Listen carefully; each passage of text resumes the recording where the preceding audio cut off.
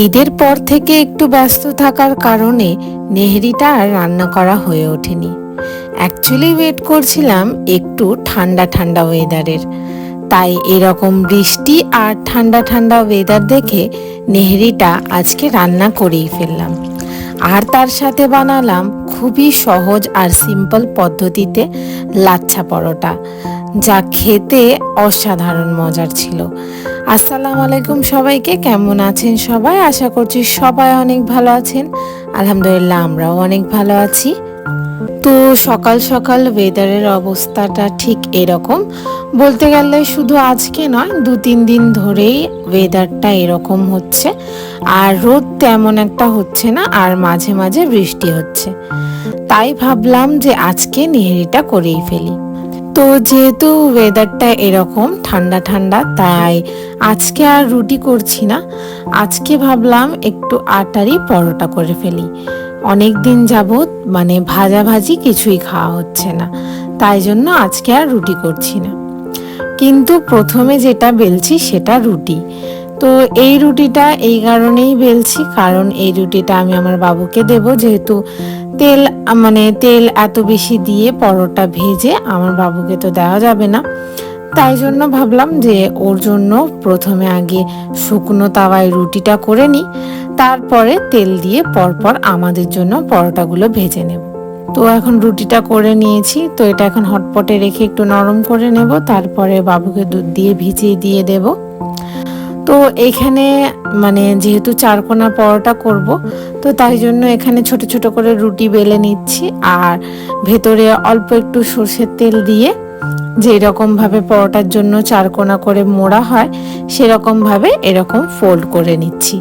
Fold করে করে প্রত্যেকটা রুটি এরকম রেখে দিই, তারপরে একটা একটা করে ভেজে নেব। আর এই পরোটার সাথে আজকে আমি সেরকম কিছুই করছি না, কারণ যেহেতু রাত্রিরে আবার নেহেরি খাবো, তো এখন আরও রান্নাবান্নার ঝামেলা আছে, এখন নেহেরি বানাবো, তো অনেকটা সময় চলে যাবে। তাই জন্য ভাবলাম যে এই পরোটাটা শুধু চা দিয়েই খাবো। তো একদিকে আমি চা বসিয়ে দিয়েছি, আর একদিকে তাওয়া। তো একটা একটা বেলে আমি এখন পরোটাগুলো সেঁকে নেব। আমরা মেনলি সকালের দিকে ময়দাটা অ্যাভয়েড করারই চেষ্টা করি, তো রুটি কিংবা পরোটা আর কি আটারই বানাই। তো যদিও বা আটার পরোটার থেকে ময়দার পরোটাটাই বেশি খেতে ভালো লাগে, কিন্তু যেহেতু রোজ রোজ ময়দা খাওয়া আর কি শরীরের পক্ষে ভালো না, তো সেই কারণেই আটার রুটি করা।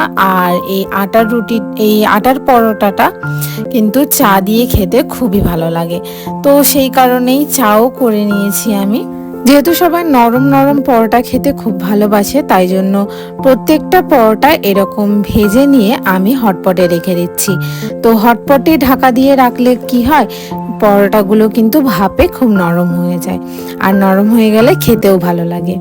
আর এখানে আমি রুটি করার সময় একটা এরকম কাপড় পেতে রেখেছিলাম, তো তাই জন্য দেখুন কিচেনটা একদমই পরিষ্কার আছে, একটুও কিন্তু রুটি করেছি বলে কোনো রকম মেস হয়নি। তো এখানে আমি নাস্তাটা নিয়ে নিচ্ছি নিজের জন্য। তো এখানে চা নিয়ে নিয়েছি, আর সাথে নিয়ে নিলাম গরম গরম 2টো পরোটা। তো এখন আমি নাস্তাটা ভালোভাবে বসে খেয়ে নেব, আর খেয়ে দিয়ে নিয়ে একটু রেস্ট করে আমি রান্নার কাজে লেগে যাব, কারণ আজকে একটু বেশি রান্না বান্না আছে। তো এখানে আমি সকালে উঠেই কিছুটা নেহেরির জন্য আলাদা করে একটা কড়াইয়ে বার করে রেখেছিলাম, তো যাতে খারাপ না হয়ে যায়, যেহেতু অনেক সকাল সকাল বার করেছি আর রান্নাটা আমি এখন দুপুরবেলা করছি, তাই জন্য এই কড়াতে আলাদা করেই আমি আবারও ডিপ ফ্রিজে ঢুকিয়ে দিয়েছিলাম। তো তাই জন্য এরকম একটু শক্ত হয়ে আছে, তো এটাকে এখন আমি পানিতে ভিজিয়ে রেখে সুন্দর মতো করে ধুয়ে নেব, তারপরে নেহেরিটা রান্না করব। তো এখানে আমি ভিজিয়ে দিচ্ছি নেহেরিটা। তো নেহেরিতে দেওয়ার জন্য আমি একটা পেঁয়াজ এখানে কুচি করে নিচ্ছি। তো এতটা নেহেরিতে আমি কিন্তু একটাই পেঁয়াজ দেব, কারণ যখন আমি এতে বাগার করব তখন আবারও একটা পেঁয়াজ দেবো, তাই জন্য একটাই এখন আপাতত পেঁয়াজ কাটছি নেহেরিটা ভালো করে রান্না করে নেওয়ার জন্য। তো মিডিয়াম সাইজের একটা পেঁয়াজ এরকম কুচি করে নিয়েছি, আর এটা রান্না আমি করব এরকম একটা বড় প্রেসার কুকারে। এমনিতেও হাঁড়িতে বা যে কোনো পাতিলে করা যায়, তো সেটার টেস্ট আলাদা হয়, প্রেসারের কুকারের টেস্ট আলাদা হয়। আমি যেহেতু একটু তাড়াতাড়ি চাইছিলাম করে নিতে, তাই জন্যই আমি প্রেসার কুকারে বসিয়েছি। তো প্রথমে অল্প একটু সর্ষের তেল দিয়ে পেঁয়াজগুলো হালকা লাল করে নিয়েছি, খুব বেশি না। আর তাতে একটু আদা রসুন, লঙ্কার গুঁড়ো, হলুদ গুঁড়ো, জিরের গুঁড়ো আর অল্প একটু ধনের গুঁড়ো দিয়ে মশলাটাকে ভালো করে কষে নিচ্ছি, ঠিক যেমনটা তরকারিতে করা হয়। সাথে দিয়ে দিলাম পরিমাণ মতো নুন, যতটা আর কি নেহেরির ঝোল করলে যতটা আর কি লাগে নুন, অতটাই দিয়ে দিয়েছি একবারের মতো। তো একটু একটু করে পানি দিয়ে নেহেরির যে মশলাটা ভালো করে আমি কষে নিচ্ছি। তো মশলাটা কষতে কষতে এরকম তেল ছেড়ে এসছে। তো এবারে আমি একটা একটা করে পিসগুলো অ্যাড করে দিচ্ছি।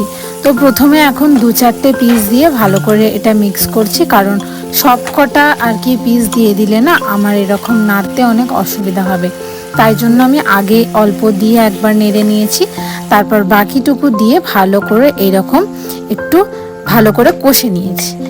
এইরকম কষে নিলে একটা আলাদা ফ্লেভার হয়। আর অনেকেই আরেকটা জিনিস করে, সেটা হচ্ছে এরকম আর কি হাতে মিক্স করে ভালো করে পানি দিয়ে একেবারে বসিয়ে দেয়। ওইটা করলেও ভালো হয় খেতে, আর এটা করলেও খেতে আর কি ভালো লাগে। তো আমি এর আগের বছরে যেটা করেছিলাম সেটা কিন্তু হাতে মেখে একবারে বসিয়ে দিয়েছিলাম পানি দিয়ে, কিন্তু এইবারে আমি প্রেসারে এরকম কষে নেহারিটা করছি। তো এখানে আমার কষানো হয়ে গেছে। তো নেহরির জন্য পানিও দিয়ে দিয়েছি, পিসগুলো ডুবে থাকে এতটাই পানি দিয়েছি। আর এরকম বন্ধ করে একদম লো ফ্লেমে সিটি করে নেব 2 থেকে 3টে, তাতেই কিন্তু হয়ে যাবে। যেহেতু অনেকটা পানি, তাই জন্য লো ফ্লেমে করব। আর এবারে একদিকে নেহারিটা বসিয়ে অন্যদিকে রান্নার প্রিপারেশন নিচ্ছি। তো ঝটপট এখানে রান্নাটা করে নেব। তো ভাত আমার হয়ে গেছে। তো এখানে যে চিচিঙ্গের যে ভাজাটা সেটা আমি এখানে বসিয়ে দিয়েছি। তো সামান্য পেঁয়াজ আর কয়েকটা মশলা দিয়ে ভাজাটা বসিয়ে দিয়েছি। তো এগুলো একটু আমার সেদ্ধ মতো হয়ে গেলে আমি ওতে পোস্তটা অ্যাড করে দেব। আর একদিকে আমি ডালটা করছি। এই ভাজাটা কে কীরকমভাবে করে আমার জানা নেই, কিন্তু আমাদের ঘরে কখনো ডিম, নারকেল এগুলো দিয়েই হয়ে থাকে। আর আমি যখন ওইটা আম্মাজি করে থাকে, আর আমি যখনই এটা ভাজা করি তখনই এরকম একটুখানি পোস্ত দিয়ে এরকম লাল লাল করে ভেজে নিই।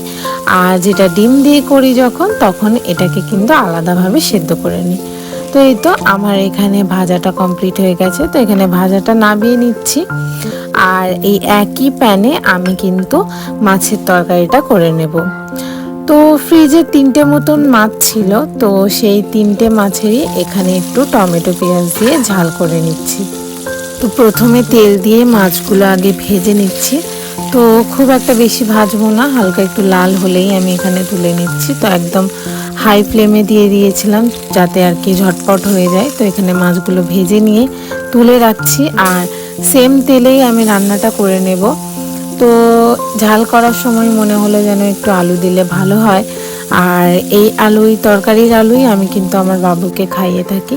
তো ডালের সাথে একটুখানি যে কোনো তরকারির আলু আমি বাবুকে দিয়ে দিই। তো তাই জন্য ভাবলাম, তো সেরকম অন্য কোনো তরকারি যেহেতু করছি না, তো এটা ঝাল ওরকম পেঁয়াজ টমেটো না দিয়ে একটুখানি যেন আমার মনে হলো আলু দিলে ভালো হয়। তো আলু দিয়ে দিয়েছি আর সমস্ত রকম মশলা দিয়ে ভালো করে কষে নিয়েছি।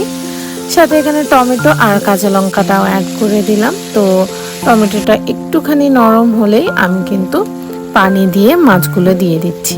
তো যেহেতু আমি ডাল রান্না করেছি, তাই জন্য এতে কিন্তু একটুও সেরকম ঝোল আমি করব না। তাই জন্য খুব সামান্য একটুখানি পানি অ্যাড করছি, এতটা যাতে আলুটাও সেদ্ধ হয়ে যায়, মাছগুলো এরকম ডুবে ডুবে থাকে, তাহলেই আর কি হবে। তো এখানে ঢাকা দিয়ে দিচ্ছি। আর একটুখানি ফুটে আর আলুগুলো সেদ্ধ হয়ে গেলে আমি কিন্তু তরকারিটা নামিয়ে নেব। তো এই তো আলুটাও আমার সেদ্ধ হয়ে গেছে। তো তরকারিটা আমার এখানে কমপ্লিট। তো এখানে আমার দুপুরের রান্নাটা একদম হয়ে গেছে। আর এরপর যেটা করার পালা সেটা হলো আমার কিচেনের ক্লিনিংয়ের কাজ। তো প্রথমেই যেটা করছি, আমি বাসনগুলো আগে মেজে তুলে সরিয়ে রাখছি, তারপরে আমি কিচেনটা ক্লিন করব। তো এখানে আমি একটা বাস্কেট রাখতাম যে বাসন রাখার, যেটা যতটা আর কি পানি বেরোতো সেটা একদম সিঙ্কে ডাইরেক্ট চলে যেত, কিন্তু তাহলেও যেহেতু বাস্কেটটা ছোট ছিল তো বাসনপত্র রাখতেও অসুবিধা হতো, প্লাস পানিটা অনেক বেশি আমার ফ্লোরে পড়তো, তো তার জন্য অনেকটা বেশি মেস হতো আর সব সময় মোছামুছি করতে লাগতো। তাই জন্য আমি কি করেছি, বাস্কেটটা সরিয়ে রেখেছি আর এরকম একটা গামলার মধ্যে রেখে দিই। তো এতে করে পানি কিন্তু আমার একটু এদিক ওদিক হয় না, যতটা আর কি পানি ঝরে গামলার মধ্যেই ঝরে। তো এখানে রেখে আমি পানিটাও ঝারিয়ে নিই, তারপরে আমি বাস্কেটে ঢুকিয়ে দিই কিছুটা মানে বাসনপত্র, আর যতটা আমার ওই র্যাকে রাখার জন্য দরকার সেগুলো আমি বাইরে রাখি। তো এখানে বাসনপত্র মেজে আমি গামলাটা সরিয়ে দিয়েছি আর এখানে গ্যাস ওভেনটা আমি পরিষ্কার করে নিচ্ছি। তো গ্যাস ওভেনের সাথে স্ল্যাবগুলো তো এরকমভাবে পরিষ্কার করেই থাকি, তো নাহলে না একদম যে গ্যাসের সামনের যে টাইলস আর মার্বেলটা সেটা একদম চটচটে হয়ে থাকে, আর যেহেতু এরকম অফ হোয়াইট কালার, এরকম ক্রিম টাইপের একটা কালার, তো একদমই নোংরা দেখায়। তাই জন্য এই ওভেনের সাথে সাথে এর সামনের যে টাইলস আর মার্বেলটা সেটাও আমি সুন্দর করে পরিষ্কার করে নিই। আর স্ল্যাব তো পরিষ্কার করতেই হয়, স্ল্যাবটাও যতটুকু আর কি ফাঁকা থাকে তো এরকমভাবে পরিষ্কার করে নিই, এরকম একটা ভিজে কাপড় দিয়ে ওয়াইপ করে নিই। আর এমনি তো উইকলি বা মান্থলি আমি একটুখানি ডিপ ক্লিন করেই থাকি। তো এখানে স্ল্যাবটা পরিষ্কার করে নেওয়ার পর আমার কিচেনে যেটা লাস্ট কাজ সেটা হলো সিঙ্ক পরিষ্কার করা। তো এটাও আমি সুন্দর করে পরিষ্কার করে নিচ্ছি আর তারপরে পানি দিয়ে এরকম ধুয়ে নেব। তো ঘর হোক বা কিচেন যখন পরিষ্কার হয়ে যায় দেখতে খুবই শান্তির লাগে, মনে হয় যে এরপর আর কোনো কাজ নেই, কিন্তু হ্যাঁ আবারও কাজ করার পর তো মেস হবেই, আবারও ক্লিন করতেই লাগে, কিন্তু ক্লিন হয়ে গেলে দেখতে খুবই সুন্দর লাগে আমার কাছে। জানি না কার কীরকম লাগে। তো ভাত খাওয়ার পর এরকম একটা আমার হাজব্যান্ড আমার জন্য এরকম চাকলি নিয়ে এলো, তো এটা আমার কাছে খেতে খুবই ভালো লাগে, এমনকি চকলেট তো আমি খাই না, তার থেকেও বেশি খেতে এটা ভালো লাগে আমার। তো এটার পর আমি একটু ঘুমিয়ে রেস্ট করে নিয়েছিলাম। তো উঠে আমি এখানে নেহেরিটা চেক করছিলাম যে ঠিকঠাক হলো কি না।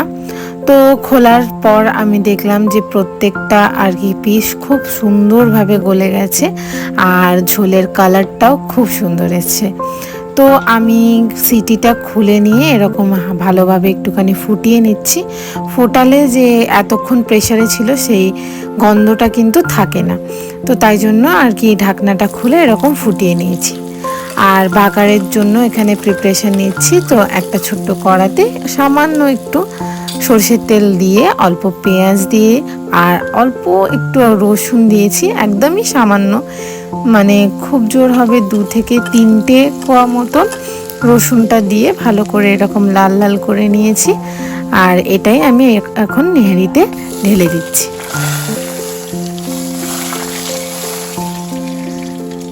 তো এখানে বাগারটা দেওয়ার সাথে সাথে একটুখানি নাড়িয়ে নিয়েছি আর নেড়ে নেওয়ার পরই আমি কিন্তু গ্যাসটা বন্ধ করে দিয়েছি, কারণ বাগার দেওয়ার পর একদমই আর কি গ্যাসে আর কি জাল করা যাবে না, তাহলে কিন্তু ফ্লেভারটা থাকবে না। তো তাই জন্য আমি অফ করে নিয়েছি। আর নেহরি খাওয়ার যে প্রিপারেশন তো সেটাও আমি স্টার্ট করে দিয়েছি। তো এখানে ধনেপাতা, লেবু, লঙ্কা সেগুলো কিন্তু সুন্দর মতন ধুয়ে এরকম কুচি করে নিচ্ছি। আর এইবারে যে ধনে পাতাগুলো এনেছিল এতটা ফ্রেশ আর এত সুন্দর সেন্ট বেরোচ্ছিল, মানে খুব অতিরিক্ত পরিমাণে সেন্ট বেরোচ্ছিল। তো মানে এত ফ্রেশ ফিল হচ্ছিল, পুরো কিচেনটা যেন ধনে পাতারই সেন্ট বেরোচ্ছিল। তো এটা তো আর মানে ফিল করানো যাবে না যে কীরকম লাগছিল। তো এখানে আমি এগুলো সব কুচি করে নিয়েছি। আর নেহরি তো এগুলো না হলে একদমই আমার খেতে ভালো লাগে না। কে কীরকমভাবে খায় আমি ঠিক জানা নেই আমার, কিন্তু আমরা এরকমভাবেই খেয়ে থাকি নেহরি। তো এরপর আমি এখানে পরোটার প্রিপারেশন নিচ্ছি। তো ময়দা আম্মাজি ছেনে রেখেছিল, তো একদম নরম করে ময়দা ছেনে রেখেছিল আম্মাজি। তো সেটাই আমি এখন একটা একটা করে লেচি কেটে নিয়েছি আর আমি পরোটাগুলো এরকম ঘি খাইয়ে নিচ্ছি। তো অ্যাকচুয়ালি ঘিটা আমার শেষ হয়ে গেছে, নাহলে পরোটার ভিতরে ঘিটাই দিতাম। ঘিটা দিলে খুবই ভালো আর কি, মুচমুচে হয়। আর ঘি না থাকলে ডালডা দিলেও চলে, কিন্তু এখন ঘি ডালডা দুটোই এখন আমার কাছে আপাতত অ্যাভেলেবেল নেই, তাই জন্য আমি এখন পরোটার ভেতরে সাদা তেলই অ্যাড করব। তো পরোটাগুলো এরকম বড় করে বেলে নিয়ে আর হাতে করে এরকম বড় করে নিয়েছি। তো আপনাদের কাছে মানে আপনারা যদি স্ল্যাবে বেলে থাকেন তাহলে তো অলরেডি আর এরকম মানে হাতে বাড়াতে আর লাগবে না আর কি, বেলুনের সাথে করে নিলেই হবে। তো ভেতরে আমি তেল দিয়ে একটা দিক কেটে নিয়ে এরকম গোল গোল করে ঘুরিয়ে নিচ্ছি। আর এই তো যেরকম ভিডিওতে দেখতে পাচ্ছেন এরকম পেঁচিয়ে পেঁচিয়ে এটাকে শেপ দিয়ে নিচ্ছি। তো কে কীরকমভাবে লাচ্ছা পরোটা করে আমি ঠিক জানি না। আমি আমার এই লাচ্ছা পরোটাটা শেখা মায়ের থেকেই। তো মাকে ছোটোবেলা থেকেই দেখে এসেছি যে এরকম সিম্পল ওয়েতেই করে। এখন তো ইউটিউব হয়ে গেছে, তো ইউটিউব দেখে অনেকজন অনেক রকমভাবে আর কি লাচ্ছা পরোটা করে। তো আমার কাছে সব থেকে সিম্পল এইটাই মনে হয়। তো এরকম করলে কোনো ঝামেলাও লাগে না, আর খেতেও ভালো হয়, আর ঘি দিলে তো আরও বেশি মজা লাগে। তো আপাতত ঘিটা অ্যাভেলেবেল না বলে এরকম তেল দিয়ে করে নিচ্ছি। তো এরকম সিম্পলভাবে করলেও কিন্তু খুবই খেতে মজা লাগে। তো এরকম ভেতরে অল্প একটু তেল দিয়ে সাইড কেটে এরকম গোল গোল করে মুড়ে আর সুন্দর মতো যেরকম আর কি পেঁচিয়ে মানে শেপটা দেয়, তো ওরকমভাবে আমি শেপগুলো দিয়ে নিচ্ছি। আর এরকম পেঁচিয়ে নেওয়ার পর ভেতরটা কিন্তু একবারে সুন্দর করে গেঁথে দিচ্ছি। এরকম আঙুলে করে গেঁথে না দিলে না আবারও উঠে আসে, তো সেই মানে ওরকম শেপটা ঠিক হয় না। তো এখানে আমার প্রত্যেকটা করা হয়ে গেছে। তো কিছুক্ষণ না আমি রেস্টে রেখেছিলাম, প্রায় 1 ঘন্টা মতো আমি রেস্টে রেখে দিয়েছিলাম। তো এরপরে খাবার আগে আমি একটা একটা করে এরকম হাতের সাহায্যে বেলে নিয়ে আর পরোটাগুলো ভেজে নিয়েছি। তো হাতের সাহায্যে এরকম বেলে নিলে না একদম লেয়ারগুলো বোঝা যায়, আর বেলুনের সাহায্যে বেললে আর কি ওটাতে একটা দাগ দাগ বসে যায় বলে তাই জন্য এরকম হাতেই বেলে নিই। আর এরকম পরোটাগুলো এবার একটু একটু তেল দিয়ে ভেজে নিচ্ছি। আর এরকম দুপাশটা লাল করে ভেজে নেওয়ার পর পরোটাগুলো কিন্তু আমি হটপটে আর রাখবো না, ডাইরেক্ট প্লেটেই রাখবো। এই কারণ তাহলে আর কি মচমচে থাকবে, আর হটপটে রাখলে নরম হয়ে যায়। তো প্রত্যেকটা পরোটা এরকম তুলে আর কি এরকম আর কি হাতে করে একটুখানি আমি এরকম ম্যাশ করে নিয়েছি, এতে করে লেয়ারগুলো খুলে যায় আর খেতেও ভালো লাগে। তো একটা একটা করে এরকম পরোটাগুলো বেলে নিচ্ছি আর একটা করে সেকেও নিচ্ছি। আর ঠিক যেরকমটা দেখালাম যে হাতের সাহায্যে এরকম আর কি দুদিকে চাপ দিয়ে সুন্দর করে এরকম চেপে দিচ্ছি, এতে করে লেয়ারগুলো খুলে যাবে, খেতেও ভালো লাগবে। শুধু আজকের ভিডিও নয়, আপনাদের কাছে যদি আমার প্রত্যেকটা ভিডিও ভালো লেগে থাকে তাহলে আমার ভিডিওগুলোতে অবশ্যই একটা করে লাইক দেবেন, আর সাথে থাকার জন্য অবশ্যই আমার চ্যানেলটাকে সাবস্ক্রাইব করে দেবেন। তো এখানে আমার সবগুলো পরোটাই কিন্তু হয়ে গেছে। তো এটা আমি সার্ভ করে নিলাম, আর সাথে একটা বলে কিন্তু আমি নেহেরিটাও সার্ভ করে নিচ্ছি। দাও, তুমি খেলা করে নাও। হ্যাঁ, তো নেহেরিটা সার্ভ করে নিয়ে আমি এখানে ধনে পাতাও দিয়ে দিয়েছি, আর সামান্য একটু কিন্তু লেবু অ্যাড করে দিচ্ছি। তারপরে যদি মনে হয় যে আরও লেবু দিতে হবে তাহলে কিন্তু পরে আমি অ্যাড করে নেব। এটা দেখেই বুঝতে পারছেন যে কি সুন্দর কালার এসছে, আর খেতেও কিন্তু ভীষণ মজার হয়েছিল। তো আজকের রেসিপিটা যদি আপনাদের ভালো লাগে তাহলে অবশ্যই বাড়িতে ট্রাই করবেন। তো ভিডিওটা কিন্তু আমি এখানে শেষ করছি। সবাই ভালো থাকবেন, সুস্থ থাকবেন। আল্লাহ হাফিজ।